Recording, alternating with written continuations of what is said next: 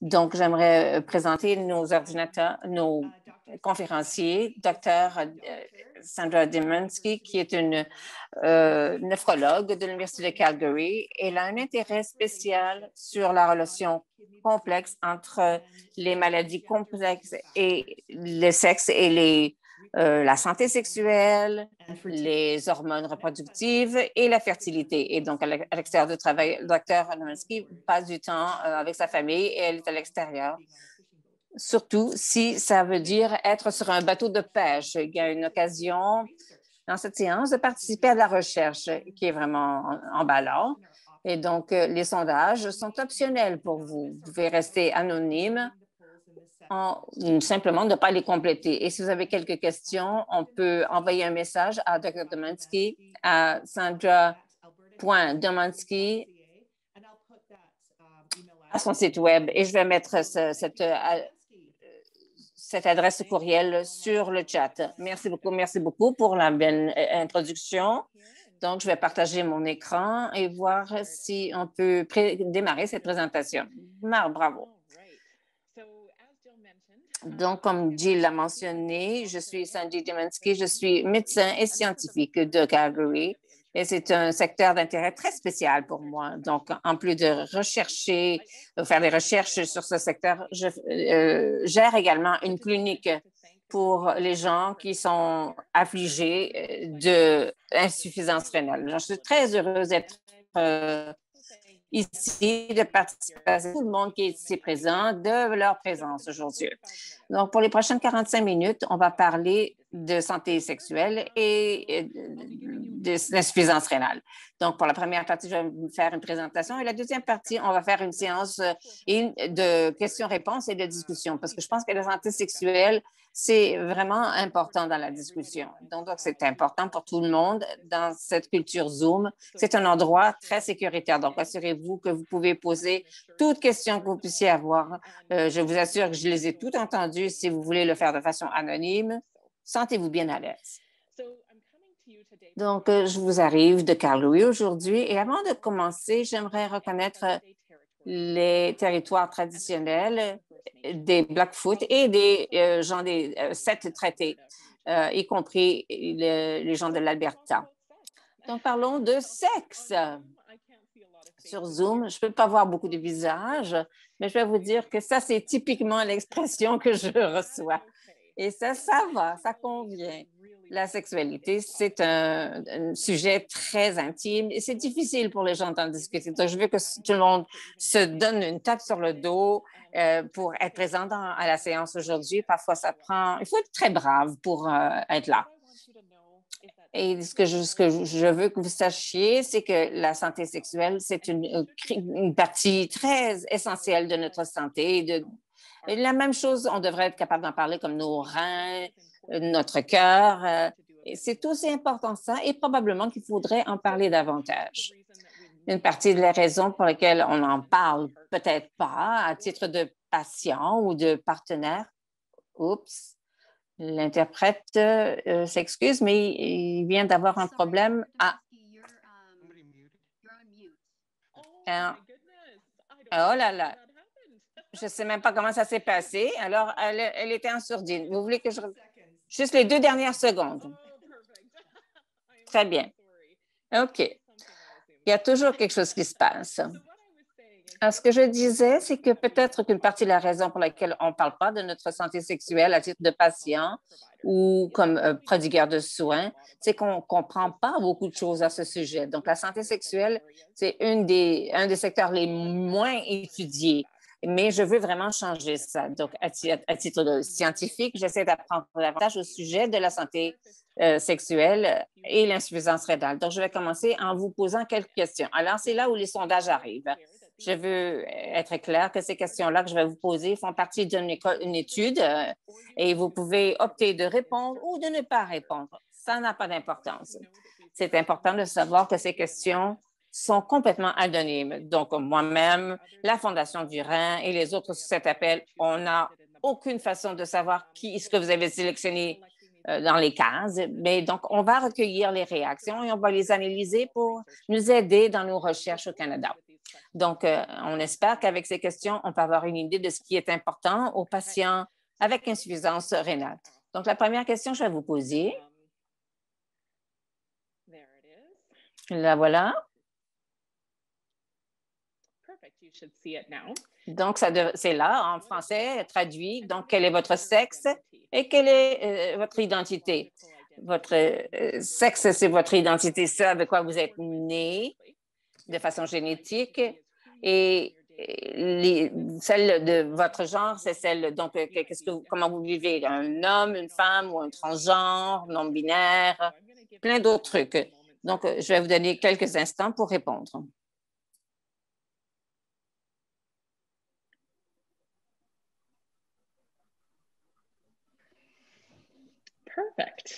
Parfait. Donc, je vais partager les résultats. Donc, il semble qu'on a 62 femmes et les hommes et les femmes sont présents et 62 femmes. Donc, la prochaine question sera un petit peu plus au sujet de la santé sexuelle pour avoir une idée de ce dont on parlera aujourd'hui. Voilà. Donc, vous devriez voir une case bientôt de la question. Et savez-vous que votre maladie rénale a un effet sur votre santé sexuelle? Encore là, donc je vous donne quelques secondes pour répondre.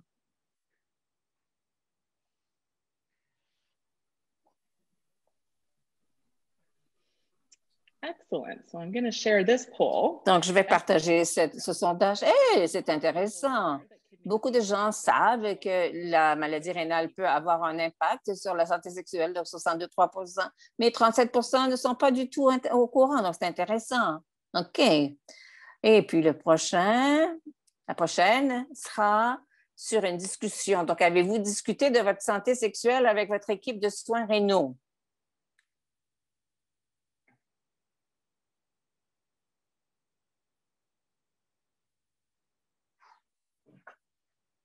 Ça peut être votre médecin, votre pharmacien, infirmière, médecin de famille, travail social, voilà. Donc, je vais partager les résultats. Alors, voilà. Assez surprenant, les chiffres. 80 d'entre vous n'en avez pas discuté de votre santé sexuelle avec votre équipe médicale ou équipe soignante. Et malgré que, donc, il y a un impact important sur la maladie rénale. Une dernière question sur laquelle il y a 5 options. Donc, ce que je veux savoir, c'est dans quelle mesure votre santé sexuelle est-elle importante pour vous? Et les réponses sont très importantes, ni importantes, ni importantes, ni pas importantes, ou pas importantes et pas du tout importantes.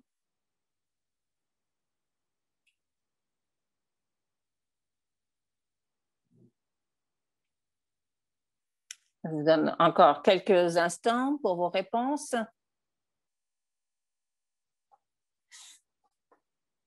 Bravo. Donc, je partage les résultats. Donc, comme vous pouvez voir, les gens qui disent que c'est très important ou important, puis il y a quelques personnes qui disent qu'ils sont un peu neutres au sujet de leur santé sexuelle, mais de façon intéressante et pas surprenante. Personne ne dit que ce n'est pas important ou pas du tout important.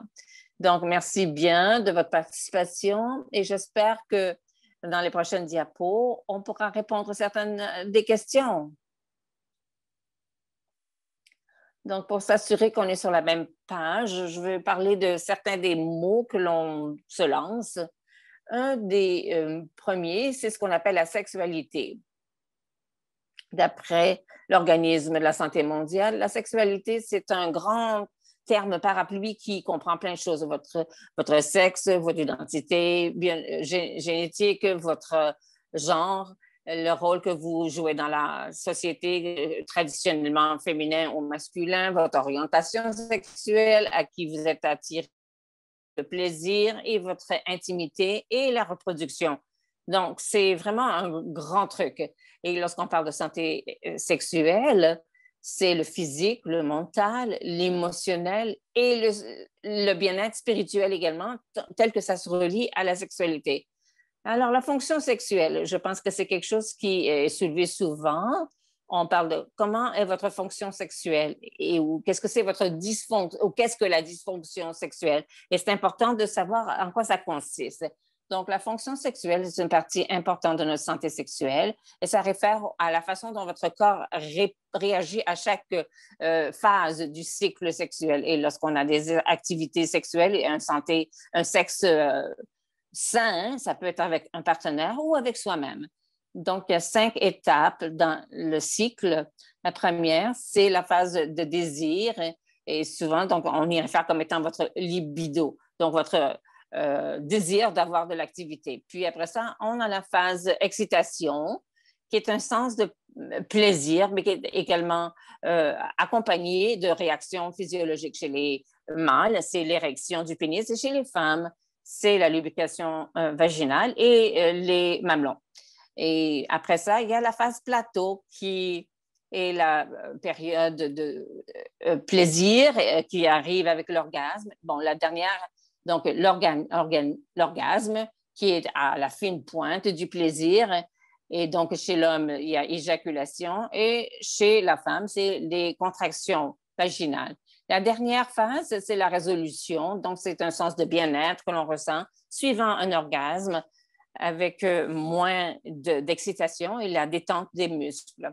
Et lorsqu'on parle de la dysfonction sexuelle, ça peut être un problème à n'importe quelle de ces phases-là, donc au niveau de la libido ou de l'excitation. Peut-être il n'y a pas de lubrication, les gens ne peuvent pas avoir d'érection. Dans la phase plateau, peut-être que l'érection peut être maintenue ou le sexe fait mal. Mais pour la phase orgasme, plusieurs personnes ne sont pas capables d'arriver à un orgasme où il n'est pas assez satisfaisant. Et dans la résolution, on peut également avoir une dysfonction sexuelle. On n'a pas ce sens de détente où on se sent bien. Et ça peut vouloir dire que vous êtes peut-être stressé pour votre prochaine activité sexuelle. Maintenant, la dysfonction sexuelle dans l'insuffisance. Alors, jusqu'à quel point est-ce que c'est commun? On n'a pas beaucoup de sondages qui existent, mais chez les femmes, on s'attend entre 20 à 100 des femmes avec insuffisance rénale qui ont de la dysfonction sexuelle. Et chez les hommes, de 60 à 90 Et ça, on me le demande tout le temps. Est-ce que ça a de l'importance, le type d'insuffisance rénale que j'ai? La réponse est non, pas vraiment. Tous les patients avec insuffisance rénale ont risqué d'avoir une dysfonction sexuelle. Mais ceux qui sont sur le dialyse ont des dysfonctions sexuelles plus fréquentes. Les greffés un peu mieux à titre de santé sexuelle et avec l'insuffisance rénale, ça c'est peut-être pas aussi sévère ou fréquent, mais c'est quand même là. Et avec la population de dialyse, à peu près 60 des patients dialysés rapportent qu'ils n'ont jamais de rapport sexuel. Et à peu près 75 ont des problèmes donc, qui ont insuffisance rénale. À quelle fréquence est-ce qu'on traite ça? Certainement pas très souvent. Et comme médecin néphrologue, c'est à peu près la moitié des patients qu'on traite. Et plusieurs personnes sont surprises de voir qu'il y a tellement de dysfonction sexuelle chez les gens atteints d'insuffisance rénale. Eh bien, peut-être que vous ne savez pas, mais les reins dégagent des hormones sexuelles chez les hommes et chez les femmes. Donc, quand vos reins sont atteints, le sexe est atteint aussi. Donc, chez les hommes, on voit des hauts niveaux d'hormones du cerveau qui sont censés stimuler les tests. Mais bon, et chez les femmes, on voit également les hauts niveaux d'hormones et les bas niveaux d'hormones également. Donc, et chez les hommes et chez les femmes, souvent, il y a un haut niveau de prolactine qui est responsable de la production du lait après une naissance, un accouchement. Donc, vous devriez avoir des niveaux inférieurs de prolactine. Mais chez les gens qui ont une insuffisance rénale, souvent, c'est très élevé.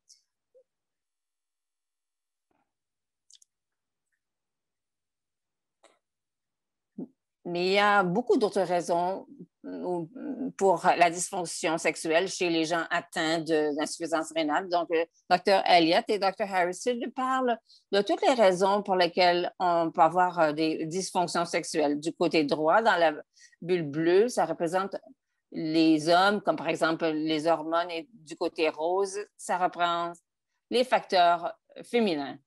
Mais dans le milieu, il y a un nombre de verts, de bulles vertes qui représentent d'autres parties d'insuffisance rénale qui ont un impact sur la santé sexuelle. Et donc, ça peut être important, comme par exemple la médication, comme l'insuffisance rénale progresse. Les gens ont besoin de prendre plus de médicaments et certains de ces médicaments peuvent avoir un impact sur la santé sexuelle. On parle de quelque chose qui s'appelle la médicalisation de la chambre à coucher. C'est exactement ce que c'est. C'est-à-dire nos médicaments, nos injections, nos machines à dialyse, équipements, souvent, ces choses-là aboutissent dans nos chambres à coucher. Et notre chambre à coucher, c'est l'endroit où on est censé avoir de l'intimité. Et donc, parfois, dans nos chambres à coucher, ça n'a plus l'air d'un endroit sexuel. Et c'est important de reconnaître les perceptions lorsque de votre image corporelle. Malheureusement, souvent, donc, ça devient visible, notre problème rénal dans notre corps. Les gens qui ont des dialyses, les cathéters, les fistules, parfois, donc, plus de poids à cause des médicaments, des points d'injection. Et donc, on se sent moins sexuel et ça a un impact sur la confiance en soi. Dans le vert, on parle également de la santé mentale. Donc, ça nous met à haut risque de santé mentale, problème. Souvent, il y a des restrictions physiques avec l'insuffisance rénale. Donc, ça peut causer de la fatigue, de la faiblesse et d'autres symptômes qui rendent la chose difficile. Et également, le stress de relation, ça rentre souvent. Si je sondais quiconque ici, est-ce que c'est, si on leur demande si c'est facile sur leur relation, je ne pense pas que personne réponde oui. Donc, c'est très difficile sur les relations. Et les gens avec une insuffisance rénale, souvent se sentent comme un fardeau pour leur partenaire. Ou des partenaires, ce que j'entends, c'est que les partenaires s'inquiètent d'avoir de l'activité sexuelle avec des gens atteints d'insuffisance rénale parce qu'ils ne veulent pas leur faire mal ou ils ne veulent pas intervenir avec leur dialyse ou autre. Donc, ça peut devenir un problème. Donc, comme vous avez peut-être déjà vécu ou voir, il y a plusieurs raisons pour lesquelles il peut y avoir des dysfonctions sexuelles chez les insuffisances rénales. Et donc, essayez de ne pas vous blâmer, c'est correct. D'avoir une insuffisance rénale, c'est vraiment difficile. Il faut toujours manger la bonne chose, faire assez d'exercice, aller voir au rendez-vous chez le médecin, faire de la dialyse, prendre ses médicaments. C'est beaucoup de choses à songer. Et parfois, c'est au détriment de sa santé sexuelle. Mais la meilleure nouvelle, c'est qu'il y a des choses qu'on peut faire pour vous aider. Une des questions les plus communes que je reçois, c'est à quoi est-ce que ça ressemble, donc, la dysfonction sexuelle chez les hommes atteints de maladies rénales? Un, ça serait un faible désir d'activité sexuelle. Deux, la dysfonction érectile et ça pourrait être l'incapacité d'avoir une érection ou de la maintenir. Également, difficulté à atteindre l'orgasme, éjaculation anormale, elle pourrait être prémature, retardée ou complètement absente. Et chez les femmes, il y a 4 secteurs communs, donc un faible désir d'activité sexuelle, lubrication vaginale réduite, douloureuse dans l'activité, également difficulté à atteindre l'orgasme. Ce sont les types les plus communs de dysfonction, mais s'il y a quelque chose d'autre qui se produit, c'est correct. Il y a beaucoup d'enjeux potentiels en santé sexuelle et on peut tous en parler. Comme j'ai dit, donc la meilleure nouvelle, c'est qu'il y a beaucoup de choses qu'on peut faire pour améliorer sa santé sexuelle. Et donc, je vais vous montrer mon approche à plusieurs étapes. La première étape, assurez-vous que votre style de vie convient bien au sexe. Ça a l'air drôle de dire ça, mais donc il faut être un bon endroit d'avoir des activités sexuelles qui sont satisfaisantes. Il y a beaucoup de choses qu'on peut faire, des petits changements qui font une grande différence dans notre santé sexuelle. Donc, vous n'allez pas être surpris de dire ça. Votre diète a beaucoup à faire si vous ne mangez pas, si vous mangez trop. Peut-être que vous mangez un petit peu trop de junk. Ça, c'est définitivement pas bon pour votre santé sexuelle. D'être actif, donc d'avoir ces mouvements, même si c'est un peu, ça peut aider à restreindre votre fatigue, à bâtir votre force et également donc gérer votre mental et l'amener vers l'activité sexuelle. Un bon sommeil et de bonne qualité, c'est important. Donc, s'assurer que non seulement que vous dormiez, mais que la qualité du sommeil soit réparatrice et bonne. C'est vraiment très important.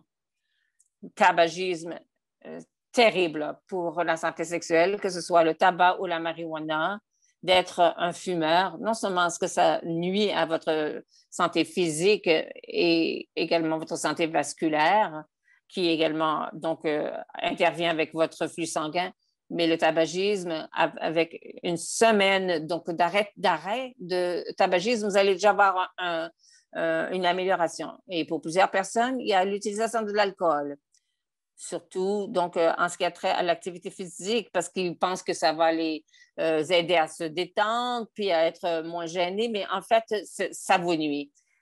Au contraire, ça peut réduire votre libido et empêcher l'excitation physiologique et vous empêcher d'atteindre l'orgasme. La deuxième étape, travailler avec votre équipe soignante et donc pour optimiser votre santé physique. Donc, s'assurer que donc on s'occupe bien de vos reins et si vous avez du diabète, donc d'essayer de le traiter le mieux possible et toute autre maladie que vous puissiez avoir également, comme les maladies cardiovasculaires. Ça peut donc tout ça vous aider à amener votre santé sexuelle dans la bonne direction. Donc, on veut avoir de bonnes habitudes, prendre ses médicaments tels que prescrits au même moment, à chaque jour, voir son médecin de façon régulière, votre équipe soignante. Et donc, prendre vos traitements, que ce soit donc vérifier votre glycémie, votre tension artérielle, faire votre dialyse, tout ça pour garder votre corps équilibré. La troisième étape, c'est de travailler avec son équipe soignante pour optimiser sa santé mentale. On en a parlé, c'est très important la santé mentale, une grande partie de la maladie rénale. Donc, les gens avec la maladie rénale ont peut-être besoin d'évaluation mentale, de santé mentale des consultants et peut-être même de la médication.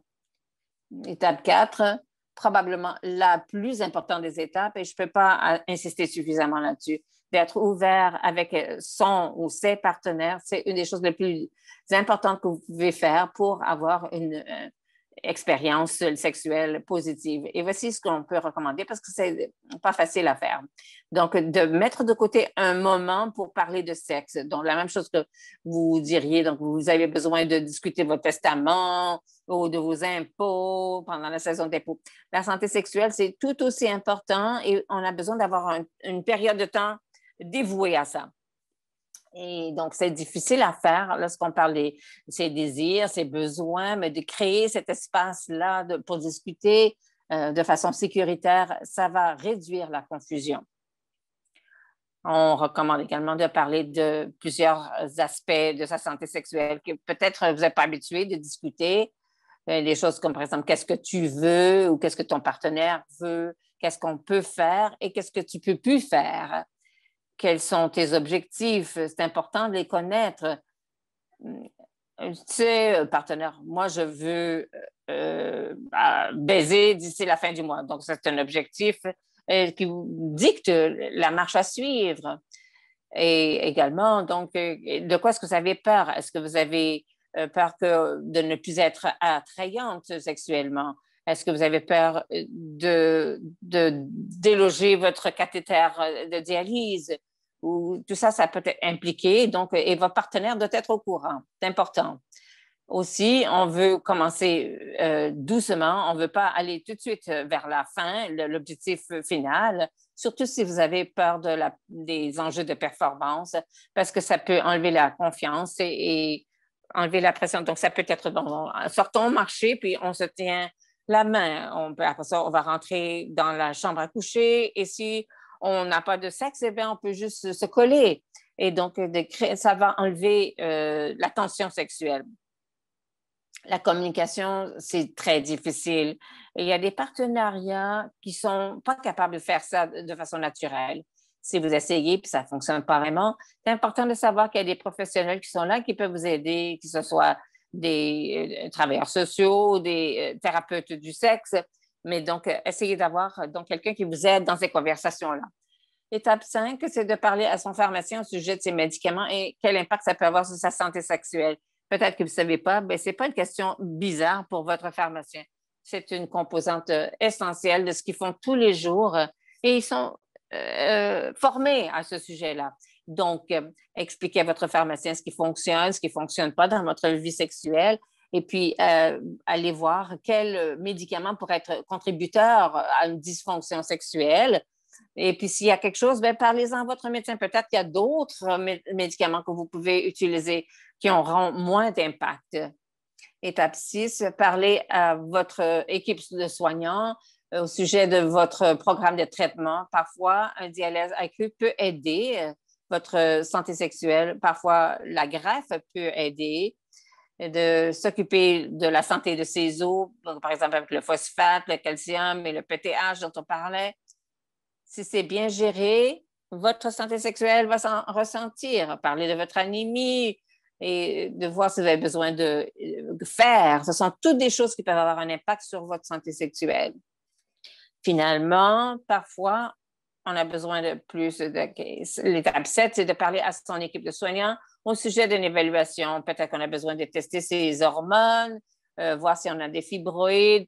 Est-ce qu'on a besoin d'estrogène, de testostérone, des médicaments prolactifs dans la dysfonction érectile, une baisse de libido? Il y a des trucs qui peuvent aider, des médicaments. Il y a des thérapies également ou des pompes à pénis qui peuvent aider à l'érection. Il peut y avoir des implants chez les mères et on a besoin de spécialistes à qui parler de ces choses-là. Mais en tout et partout, si ce n'est pas clair, la santé sexuelle, c'est une partie très importante de votre santé globale et c'est aussi important donc, pour vous que vos partenaires. Donc, je veux que vous reteniez que c'est important et il faut que vous en parliez. Et donc, en fin de compte, voici les visages que je veux voir lorsqu'on parle de santé sexuelle. Voilà, c'est l'objectif final. Je veux que vous soyez là. Donc, avant de conclure et d'aller à la partie questions-réponses, je veux remercier tout le monde d'avoir participé au sondage. Et voici un sondage qui est un petit peu plus large au sujet de la santé avec l'insuffisance rénale. Donc, ça, c'est pour les Canadiens et ça va vous aider à avoir une meilleure santé sexuelle. Ça prend 2 à 5 minutes à le remplir. Donc, j'invite à tout le monde ici à le compléter. Le site web est là. Vous pouvez donc mettre votre caméra sur droit. Et je veux vous remercier infiniment de l'envisager. Je vais répondre à vos questions.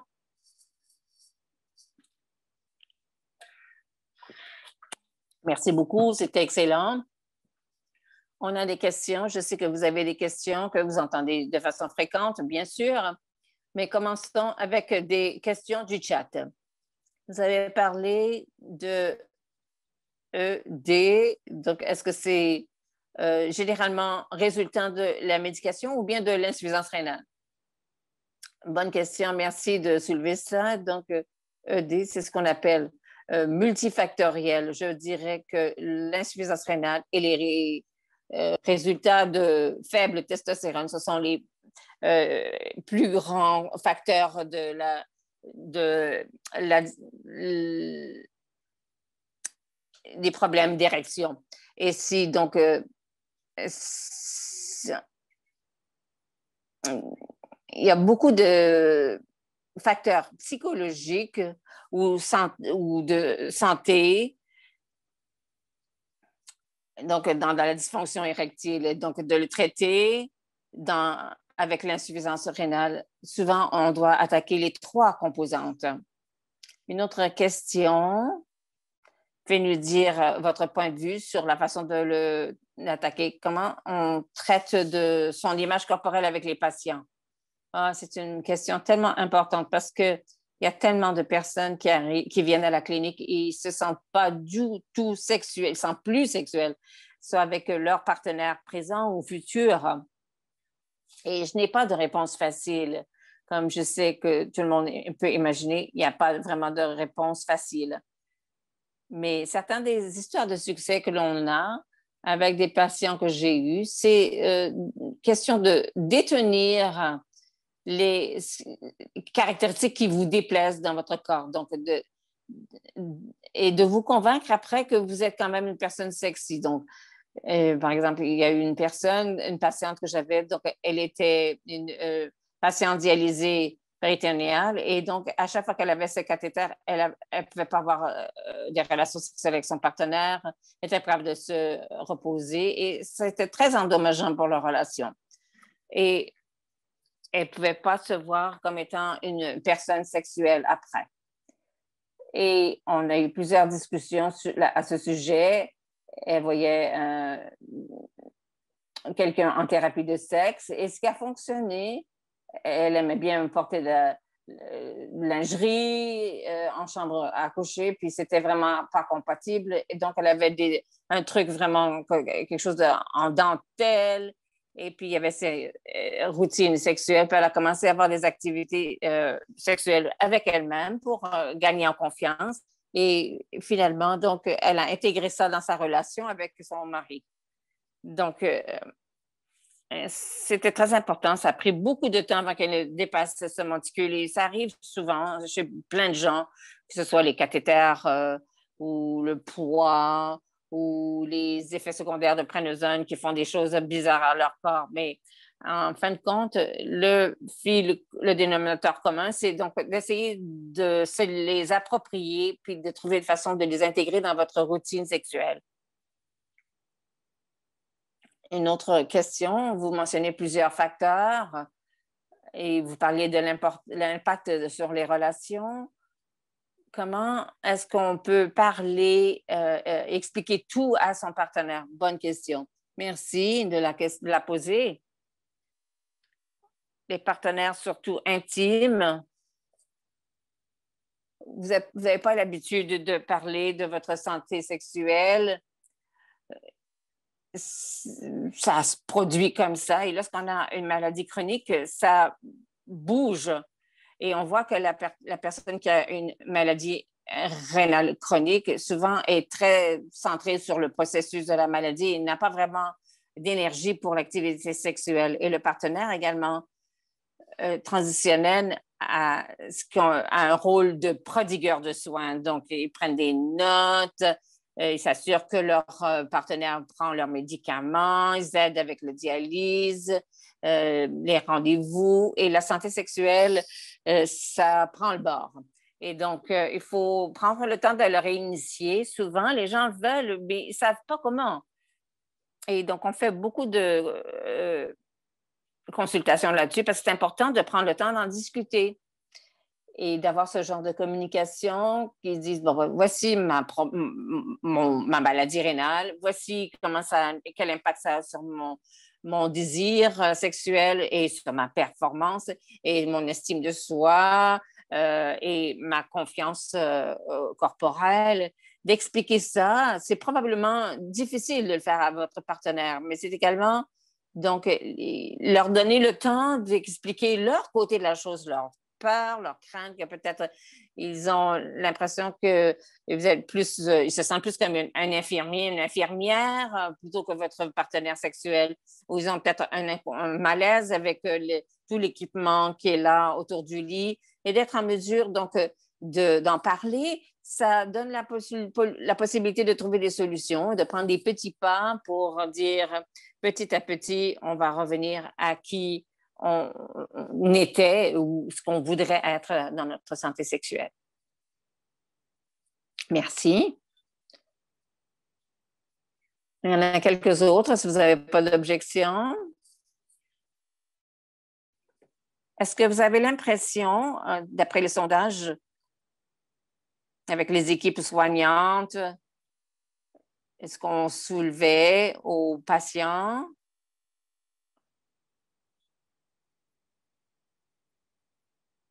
Et je pense que les personnels, peut-être est-ce qu'ils auraient besoin plus d'éducation sur la santé sexuelle? Oui, absolument. C'est quelque chose qu'on essaie de travailler à tous les jours parce que les patients ont beaucoup sur leur plate, les partenaires, dans leur assiette, pardon. Et donc, tout le monde est bien occupé. Donc, je pense que c'est le travail. Donc, il y a un point en médecine où on sait que la santé rénale a un impact sur la santé sexuelle. Et nous, à titre de prodigueur de soins, ça devrait faire partie de notre conversation normale. De dire, bon, par exemple, j'ai Jen qui va rentrer, on va parler de son anémie, d'une greffe potentielle et on va parler de sa santé sexuelle parce que tout ça, ça fait partie de la maladie rénale. Et donc, ça normalise la patente. Et je pense que votre équipe soignante veut faire ça, mais le problème, c'est qu'on a très peu de formation en santé sexuelle et il y a très peu de recherches qui existent sur l'impact de la santé rénale par rapport à la santé sexuelle et ce qu'on peut en faire. Donc, souvent, lorsqu'on regarde à traiter la dysfonction sexuelle, on n'a pas vraiment de preuves probantes. C'est vraiment des essais et erreurs.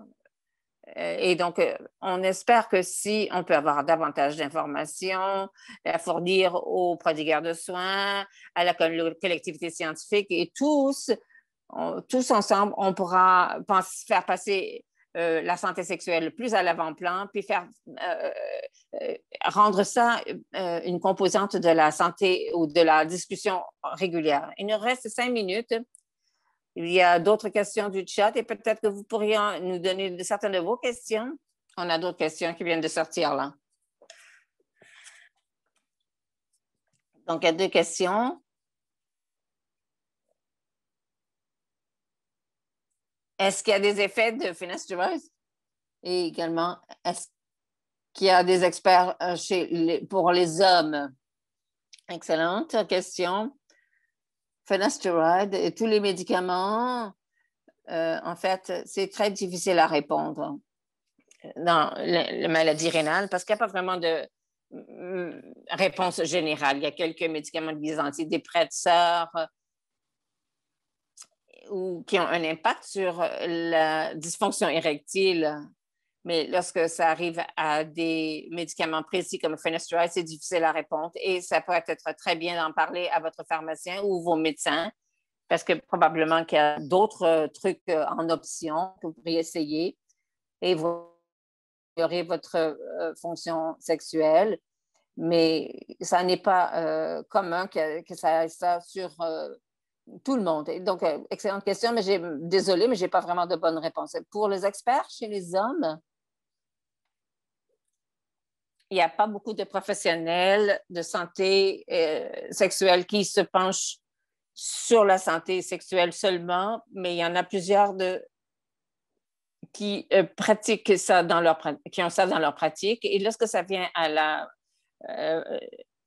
dysfonction érectile, initialement, on les voit, les patients, puis on essaie d'éliminer tous les facteurs reliés à la maladie rénale. On essaie de prescrire des médicaments qui pourraient aider. Si ça ne réussit pas, et parfois ça ne réussit pas, on réfère souvent les gens à un urologue pour de l'aide. Donc, ça serait le spécialiste pour l'homme. Ils n'ont peut-être pas les connaissances voulues en maladie rénale, mais ils sont connaissants en dysfonction érectile, surtout avec des traitements avancés comme des injections, des implants, etc. Donc, l'urologie serait un bon point de départ.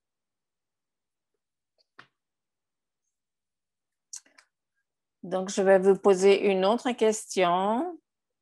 Et puis, Sandy, vous allez pouvoir faire la vôtre. On avait plusieurs questions. Merveilleux. Notre prochaine question, c'est au sujet des greffes.